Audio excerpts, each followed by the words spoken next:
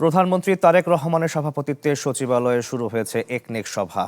অনুমোদনের জন্য উঠছে প্রায় ৪,১৯০ কোটি টাকার এই প্রকল্প। সংশোধিত ও মেয়াদ বাড়ানো সহ মোট ১২টি উন্নয়ন প্রকল্প নিয়ে আলোচনা করবে জাতীয় অর্থনৈতিক পরিষদের নির্বাহী কমিটি।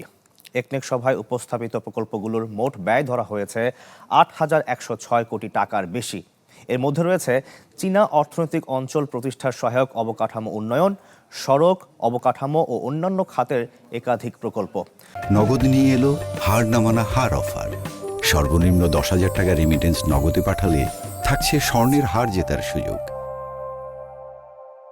সংশ্লিষ্টদের মতে এসব প্রকল্প অনুমোদিত হলে বিনিয়োগ, কর্মসংস্থান ও অবকাঠামো উন্নয়নে নতুন গতি আসতে পারে। এদিকে প্রধানমন্ত্রীর আসন্ন চীন সফরের আগে চট্টগ্রামের আনোয়ারায় চীনা অর্থনৈতিক ও শিল্প অঞ্চল প্রতিষ্ঠার দীর্ঘদিনের অপেক্ষার অবসান হতে যাচ্ছে।